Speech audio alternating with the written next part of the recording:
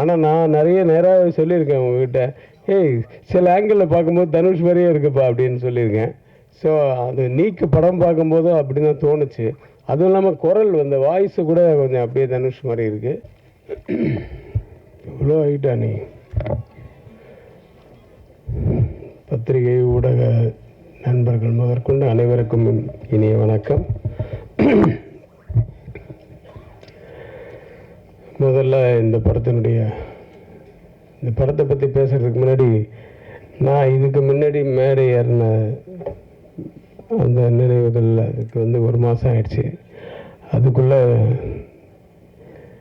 என்னுடைய குரு, நான் எங்கே போனாலும்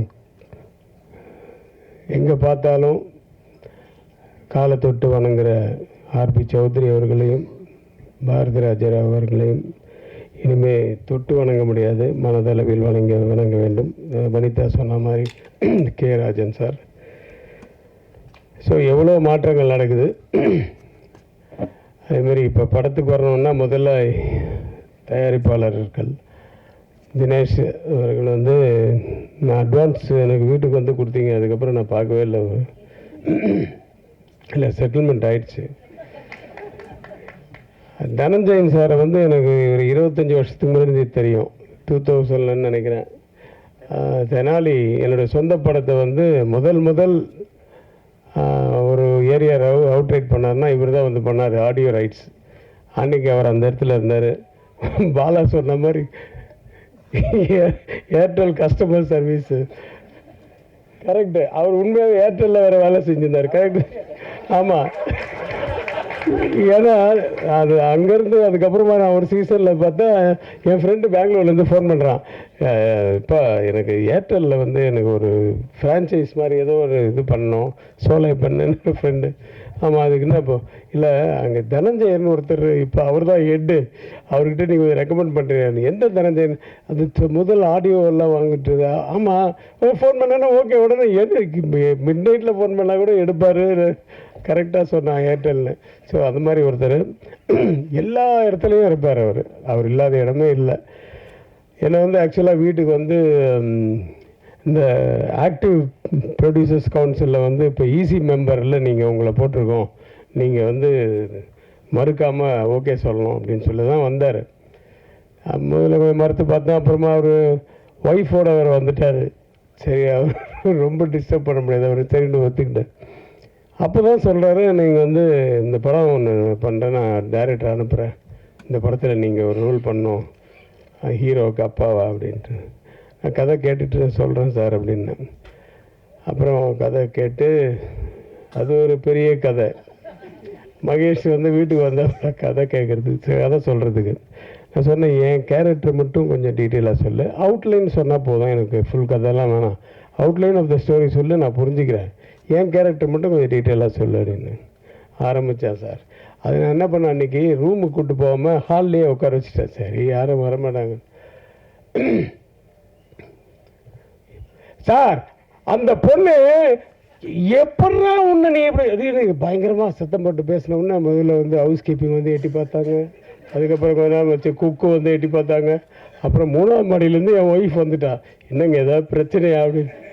இல்லை ஒன்றும் இல்லை, அவனுக்கு இது தண்ணி காஃபி இல்லை கொடுத்தாச்சு, காஃபி கொடுத்தனால ரொம்ப சூடாக இருக்கான், மோர் கொடு அப்படின்னு சொல்லி மோர். அப்படி அதாவது ஒவ்வொருத்தருடைய டைலாக்கையும் அவ்வளோ சத்தம் போட்டு பேசுவாப்புல. கொஞ்ச நேரத்தில் அவன் போனதுக்கப்புறம் ஒரு 2-3 நாள் கழித்து ஒருத்தர் வீட்டில் இந்த படத்தில் நடிக்கிறேன். அவன் தெரியும், அந்த அப்பாக்காரருக்கு தானே சார் இந்த அவங்கவுங்க கதையை சொல்ல ஆரம்பிச்சிட்டாங்க எங்கள் வீட்டில். ஸோ வீட்டில் இருக்க அத்தனை பேருக்கும் கதை தெரியும். அந்த அளவுக்கு சத்தமாக பேசக்கூடிய ஆள். ஈவன் ஒவ்வொரு ஷாட்டுக்கு கூட நான் இந்த ஷாட்டை பற்றி சொல்லுப்பா அப்படின்னா அந்த சில பேர் இருப்பாங்க, ரகுவரன் மாதிரி, முன்னாடி என்ன நடந்தது, பின்னாடி என்ன நடக்க போகுது, முதல்ல என்னென்னு டைட்டிலேருந்து பிகினிலேருந்து சொல்லணும் எல்லாமே. இவர் அந்த மாதிரி இந்த ஷார்ட்டில் என்னன்னு சொன்னால் ஆரம்பிச்சார்னா டைலாக்கு நிறுத்தவே மாட்டார். அந்த மாதிரி டோட்டலாக மைண்டில் ஊறி போய் பைஹார்ட் பண்ணி வச்சுட்டார் எல்லாமே, டோட்டல் கண்டென்ட்டும். அதனால் எப்போ கேட்டாலும் அந்த மாதிரி வரும், அப்படியே ஃப்ளோவாக வந்துகிட்டே இருக்கும் அவருக்கு. So all the best Mahesh. நீ முதல் படம் மாதிரியே தெரில, நீ வேலை வாங்கின விதமெல்லாம். கேமராமேன்ட்டு ஏதோ ஒன்று சொல்லி வேலை வாங்குறது, அவரும் ரொம்ப உண்மையாக அவர் சொன்ன மாதிரி சாஃப்ட்டு தான், ஹம்பிள் தான். ஆனால் கிம்பிள் எப்போவுமே தான் தூக்கிட்டு. ஏய் பாலா, ஆனால் இதெல்லாம் ஓகே, பஞ்சஸ் எல்லாம் நீ வந்து நல்லா பண்ணணும். ஒன்று எம்ஜிஆர் நாங்கள் பாரு, அதை வந்து மனசில் வச்சுக்கணும், அது மேலே ஏற்றிக்காத. யார் சொன்னது? சுப்பிரமணி. ஏன்னா உண்மையாக அந்த குணம் இருக்கணும். அந்த குணம் இருந்தால் தான் மனுஷனை மதிப்பாங்க எல்லாரும். அது மட்டும் இல்லை, மதிக்கிறது என்ன, நமக்கே ஒரு ஒரு ஒரு திருப்தி இருக்கும். அந்த குணம் அவன்கிட்ட இருக்குது நிறைய. ஸோ இந்த படம் வந்து பவிஷை பற்றி சொல்லணுன்னா, பவிஷ் வந்து விஜய் மாதிரியோ அது மாதிரியோ அதெல்லாம் நான் சொல்லலை. ஆனால் நான் நிறைய நேராக சொல்லியிருக்கேன் உங்ககிட்ட, ஏய் சில ஆங்கிளில் பார்க்கும்போது தனுஷ் மாதிரியே இருக்குப்பா அப்படின்னு சொல்லியிருக்கேன். ஸோ அது நீக்கு படம் பார்க்கும்போதும் அப்படி தான் தோணுச்சு. அதுவும் இல்லாமல் குரல் அந்த வாய்ஸு கூட கொஞ்சம் அப்படியே தனுஷ் மாதிரி இருக்குது. அவருடைய ட்ரைனிங் நிறைய இருக்குது. ஆமாம், இது செல்வா சார் நான் வீட்டில் பெரிய பாடலாம் கூட மாட்டியா? மாமாவா? மாமா, கரெக்டு. அவங்க அம்மா வருவாங்க 2-3 நாள் ஷூட்டிங். எல்லாருமே நான் வந்து சின்ன வயசுலேருந்து பார்த்தது. வனிதாவும் அப்படி தான், இந்த ஏஜ்லேருந்து தெரியும். மஞ்சிகாவை பார்க்காது வீட்டுக்கு போகும்போதெல்லாம் விஜய் சாரும் மஞ்சிகாவும் பார்க்கும்போது அப்போ இருந்து தெரியும். அது வந்து துள்ளலான ஒரு பொண்ணு தான். வாழ்க, நிறைய பயங்கரமாக நீங்கள் ஃபேமஸாக இருக்கீங்க. அது வந்து ஒரு தொழிலாகவே அது வந்து யாருக்கும் பயப்படாமல் ரொம்ப கட்ஸாக இருக்கிறவங்கள சில பேர், ரொம்ப பேருக்கு பிடிக்கும். ஸோ அப்படி உங்களுக்கு நிறைய ஃபேன்ஸ் இருக்காங்க. ஸோ பவிஷ், உங்களுக்கு வந்து இந்த படம் வந்து 2வது படமாக எனக்கு தெரியல. நான் உங்களோட பெர்ஃபார்ம் பண்ணும்போது நிஜமாகவே நல்ல இன்ட்ரெஸ்ட் எடுத்து பண்ணக்கூடிய ஒரு ஆர்டிஸ்ட்டு. அந்த ஹீரோயினோட எனக்கு 2 சீன் சின்ன சின்ன பிட்டு தான் எனக்கு வந்து காம்பினேஷன் வந்தது. நாகதுர்கா அவங்க வந்து அவங்க நல்லா பண்ணாங்க. அந்த 2 சீனில் அவங்க அம்மா வந்து இருக்காங்களே, என்னையே மிரட்டுற அளவுக்கு டைலாக் அவங்களுக்கு. சரி, ஆனால் கொஞ்சம் பயந்துட்டேன், என்னடா அது அப்படின்ட்டு அப்படியே சமாளிச்சிட்டேன்னு வச்சுங்க. எனக்கு ஒய்ஃபாக பண்ணவங்களும் சூப்பராக பண்ணாங்க.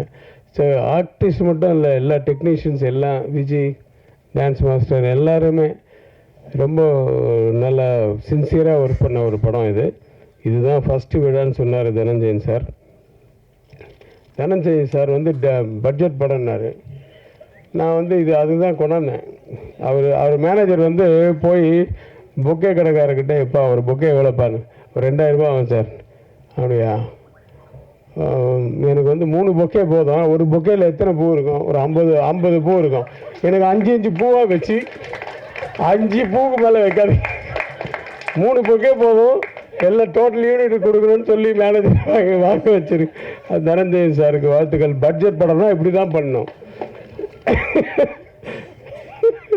சூப்பராக அது மாதிரி பாருங்கள். அது வந்து ஒரு ஃப்ரெண்டில் நிற்க வச்சு எல்லாரும் பொக்கே பிடிச்சிட்டு நில்லுங்கன்னு சொல்லி ஃபோட்டோ வேறு எடுத்துட்டாரு. எல்லாருக்கும் நாங்கள் பொக்கே கொடுத்துருக்கோன்ட்டு. சரி, அதுக்கு தான் கொண்டாந்தாங்க.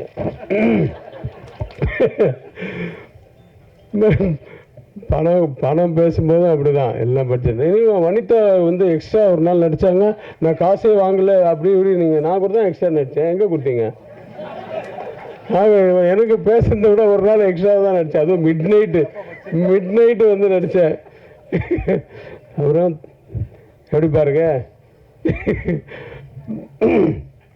லாஸ்ட்லி அப்படி இருக்காங்க. இல்லை, அவங்க ஒரே ஊருப்பா, அதனால சொன்னேன்.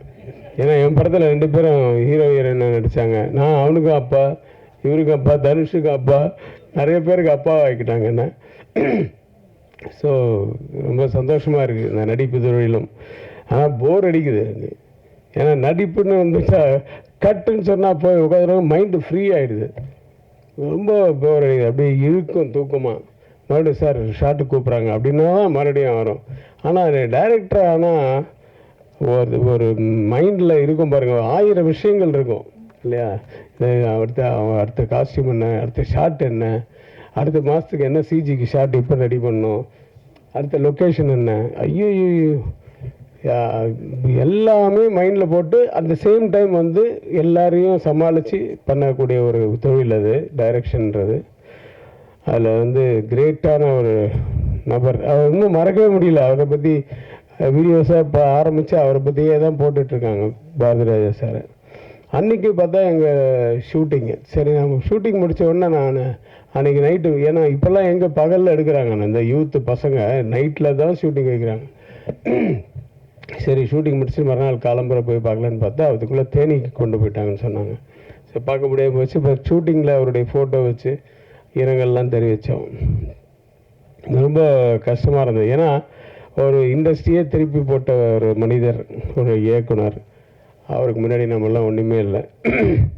ஸோ அப்பேற்பட்டவர், அவருடைய ஆத்மா சாந்தி அடையணும். சௌத்ரி சார் ஆத்மா சாந்தி அடையணும். ராஜன் சார் எல்லாருடைய வாழ்த்துக்களோட இந்த படம் மிகப்பெரிய வெற்றி அடைய எல்லாம் வல்ல இறைவனை வேண்டி விடைபெறுகிறேன். நன்றி, வணக்கம்.